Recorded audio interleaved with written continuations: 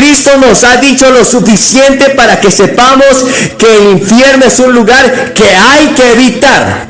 Jesús lo describió como un lugar de oscuridad, de agonía, de separación de Dios.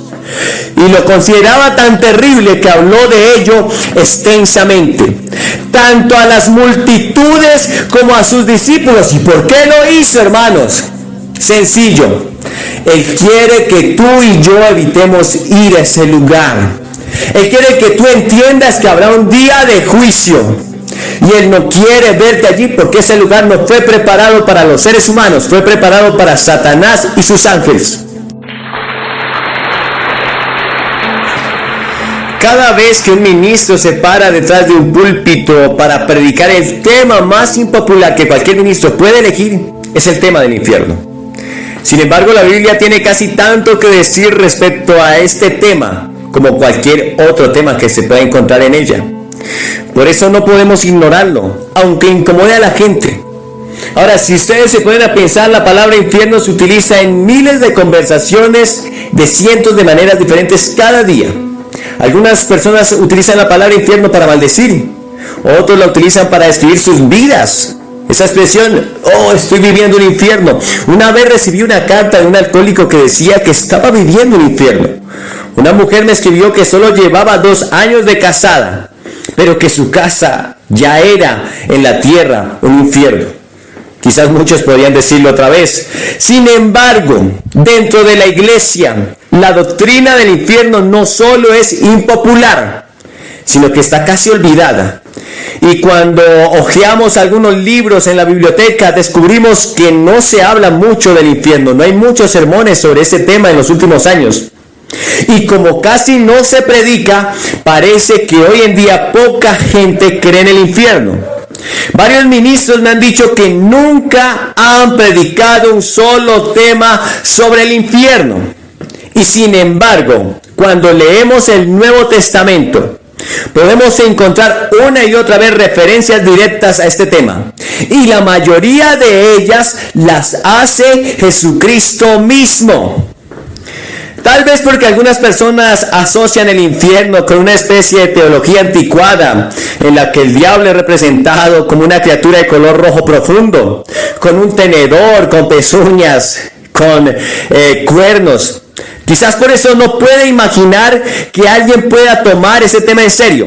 Pero yo quiero recordarles con toda seriedad de mi alma que la misma Biblia nos habla del amor de Dios, de las bellezas del cielo, pero también nos habla del juicio y del infierno. Nos muestra un Dios lleno de amor, lleno de compasión, lleno de gracia, pero también un Dios de juicio. Un Dios que ha preparado un castigo eterno para Satanás y sus ángeles y aquellos que no le quieran recibir. Ahora, solo hay una persona calificada y que tiene la autoridad para hablar de la vida futura, y esa persona es Jesucristo. Lea en el Nuevo Testamento algunas de las declaraciones que Cristo hizo sobre este lugar llamado infierno. Él dijo: no teman a los que matan el cuerpo, pero no pueden matar el alma. Teman más bien a aquel que puede destruir el alma y el cuerpo en el infierno. Eso lo podemos encontrar en Mateo 10:28. Luego dice: luego dirá a los que estén a su izquierda: apártense de mí, malditos, al fuego eterno preparado para el diablo y sus ángeles. Mateo 25:41. Incluso podemos oír algunas personas que dicen que viven según el sermón de la montaña y que por eso no pueden creer en el infierno. Pero escuchen lo que Cristo dijo en el sermón del monte: pero yo les digo que todo el que se enoje con su hermano quedará sujeto al juicio del tribunal, y cualquiera que maldiga a su hermano quedará sujeto al fuego del infierno. Mateo 5:22. Ahora, hay muchas palabras similares que salieron de los labios de nuestro Señor, en las que enfatizaba el hecho de que la gente debía evitar el infierno a toda costa. A toda costa. Hay 4 palabras que se han traducido como infierno en nuestras Biblias. Una palabra que se tradujo en el Antiguo Testamento para referirse al infierno era la palabra Seol. Y se traduce varias veces como infierno y significa un estado invisible, un inframundo tenebroso.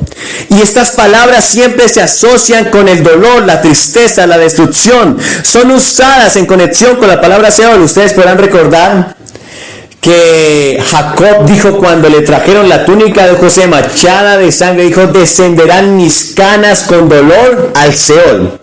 La segunda palabra es Hades, que se traduce del griego y se utiliza 10 veces en el Nuevo Testamento. Significa básicamente lo mismo que la palabra hebrea Seol en el Antiguo Testamento. El juicio y el sufrimiento siempre están relacionados con ellas.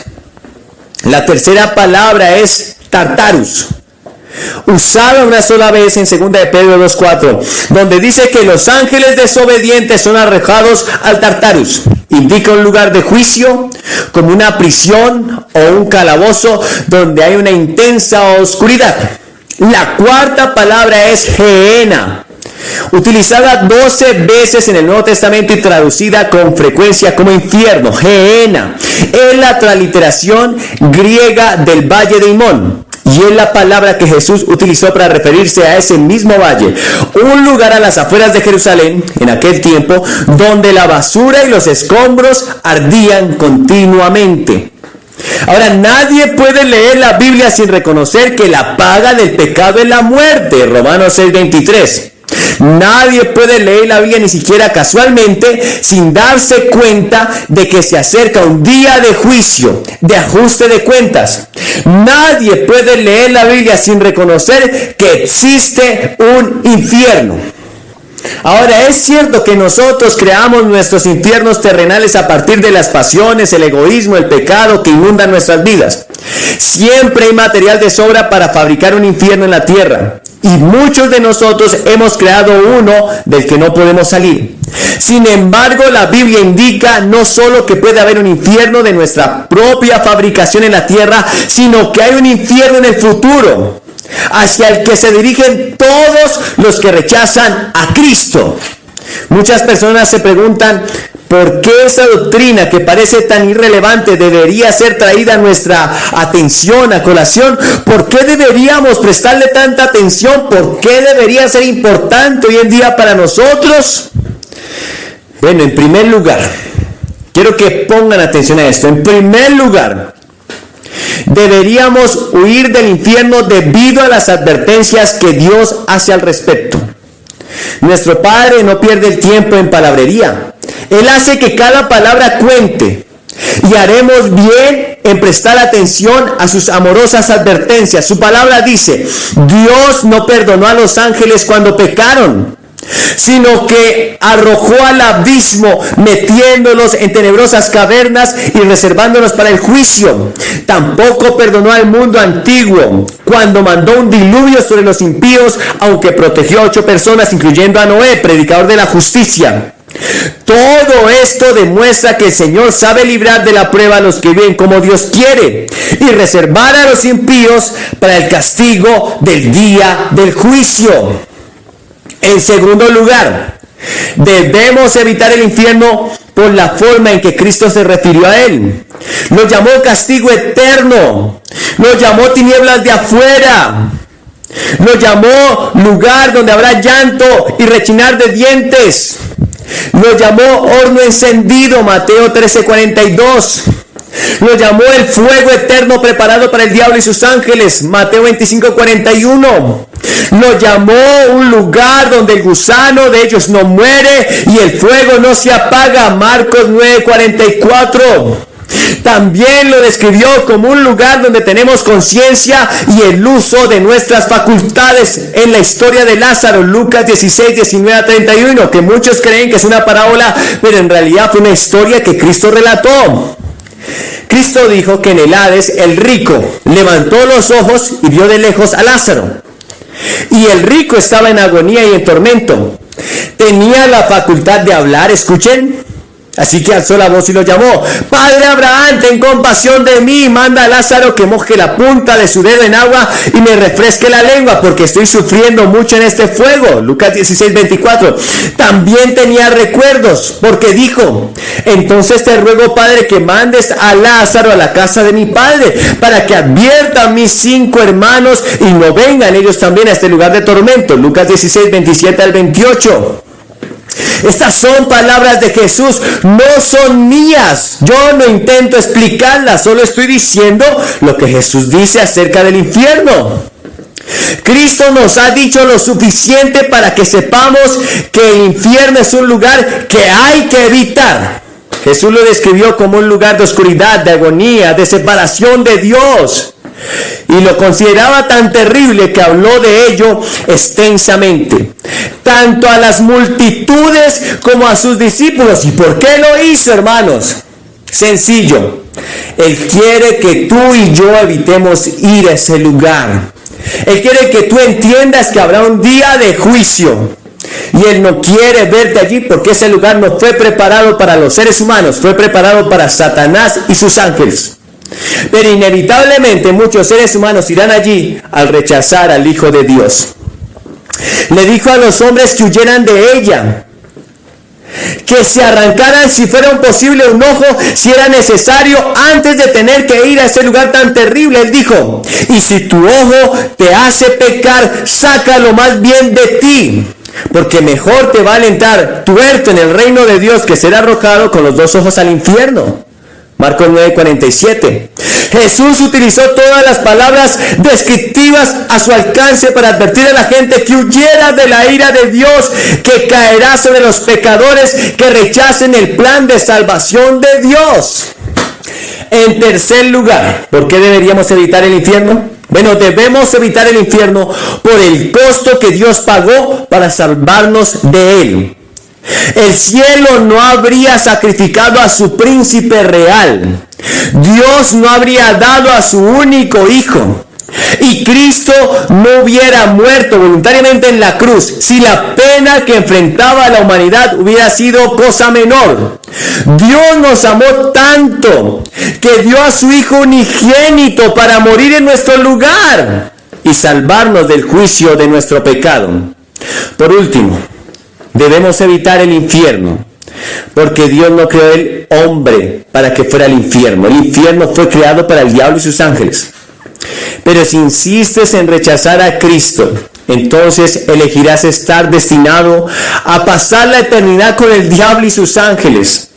El infierno consiste esencialmente en la separación de Dios. Es la segunda muerte, que se describe como el destierro de la presencia de todo lo que es alegre, de todo lo que es bueno, de todo lo que es justo y feliz, ya que estos elementos solo existen por la misericordia y la bendición de Dios. La Biblia tiene otras terribles descripciones concernientes a la terrible condición en la que el alma sin Cristo se encontrará después de la muerte. Sin embargo, la gente suele prepararse para todo excepto para la muerte. Nos preparamos para la educación, y no está mal. Nos preparamos para los negocios, y está muy bien. Nos preparamos para nuestras carreras, es mejor. Nos preparamos para el matrimonio, y es necesario. Nos preparamos para la vejez, y debiéramos hacerlo. Nos preparamos para todo excepto para el momento en que vamos a morir. Pero la Biblia dice: está establecido que los seres humanos mueran una sola vez y después de esto venga el juicio. Hebreos 9:27. Todos quisieran ignorar la muerte, pero todos deberán afrontarla un día. El príncipe, el campesino, el tonto, el filósofo, el asesino, el santo. La muerte no conoce límite de edad ni parcialidad. Y después de la muerte hay una cita con Dios en el día del juicio. Y todos los que hayan ignorado deliberadamente a Dios durante su vida serán desterrados de su presencia. Si ahora estás alejado de Dios y no tienes una relación personal con Jesucristo, en muchos sentidos estás en el infierno, ya que el infierno es estar separado de Dios. No fuimos hechos para el pecado, hermanos. No fuimos hechos para la esclavitud. Fuimos hechos para la vida, para el gozo, para la paz, para la felicidad, para el amor, para el cielo y para Dios. Cristo es el camino, Él es la verdad, Él es la vida. Él dijo: el que cree en mí tiene vida eterna. Pero el que rechaza al Hijo no vendrá a esa vida, sino que permanecerá bajo el castigo de Dios. Juan 3:36. Es necesario que hoy renuncies a tu pecado, te arrepientas de tus pecados y recibas a Cristo como tu Señor y Salvador. En este momento deberías entregarle tu vida a Cristo y deja que Jesús entre en tu vida. Entrégale tu corazón y tu devoción. Él dice: hijo mío, dame hoy tu corazón y miren tus ojos por mis palabras. ¿Por qué Él pide el corazón? ¿Por qué Él no pide tu mente? ¿Por qué Él no pide tus riñones? ¿Se han preguntado? Bueno, Él pide el corazón porque la Biblia dice que de Él mana la vida. De lo profundo del corazón salen los malos pensamientos, los homicidios, salen las malas palabras, salen las guerras. Él está pidiendo tu corazón, Él quiere reinar en tu corazón. Entrégale hoy tu corazón a Cristo y pasa de muerte a vida. Luego debes arrepentirte, porque sin arrepentimiento de pecados tampoco habrá el perdón. Y debes comenzar a seguir a Cristo en este camino. Solo así te salvarás de un día ir a ese lugar de tormento, de dolor, de separación eterna de Dios y de sufrimiento. No hay otra forma. Solo a través de la sangre de Cristo, solo a través de ese camino que Él abrió a través de su cuerpo cuando fue destrozado allí en esa cruz, solo a través de ese sacrificio que Él hizo por ti y por mí, podemos entrar ante ese trono de gracia y ser librados del infierno. ¿Estás dispuesto a entregar tu vida hoy a Él? Tendrá un costo. No el costo de tu salvación porque lo pagó Cristo, pero tendrá el costo de tu propio pecado. Te costará negarte a tus propios deseos malos y mundanos. Te costará el dejar de hacer tu voluntad y entregarle tu voluntad a Cristo. Pero será la mejor decisión. Entrégale hoy tu vida a Cristo. Esperamos que este mensaje haya sido una gran bendición para tu vida y que hoy puedas tomar una decisión por Cristo. Si es así, solamente repite esta oración: Señor Jesús, hoy reconozco que soy pecador. Me arrepiento de haber fallado y haber pecado contra ti. Te pido que me ayudes a seguirte, a amarte y a glorificarte, que entres en mi corazón, que escriba mi nombre en el libro de la vida y que yo pueda servirte en santidad y justicia. Si este contenido ha sido una bendición para ti, te pedimos que te suscribas a nuestro canal, que compartas este mensaje con aquel que tú sabes que lo necesita y que sigas adelante en el camino cristiano. Busca una iglesia donde se predique la palabra de Dios.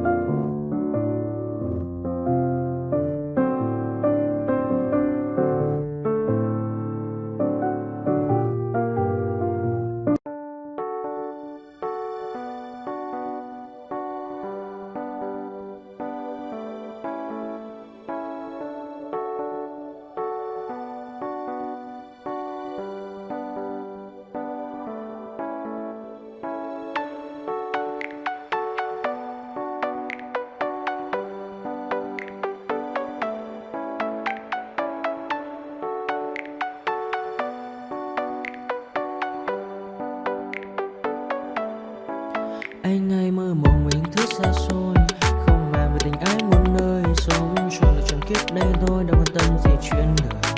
Thế mà lại ngâm tương tư ông tầm 31 xe tơ, đêm nằm trộm nhớ mơ mơ về ai.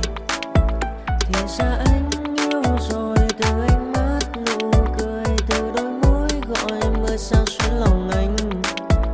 Thì ra mê em rồi, ngày hay đêm ôm lời, chỉ nghĩ đến em thôi, đó là do anh đã yêu rồi, anh đã yêu rồi, anh đã yêu rồi. Oh, oh, anh đã yêu rồi, anh đã yêu rồi, anh đã yêu em mất rồi.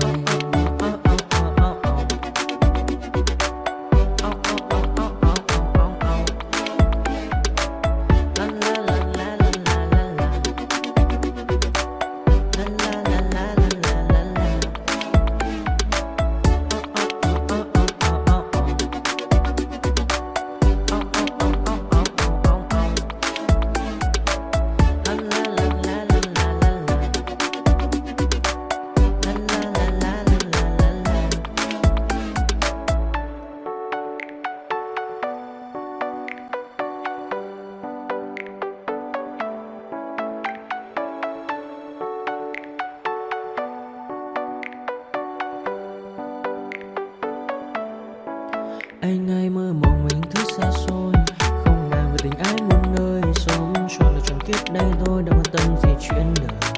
Thế mà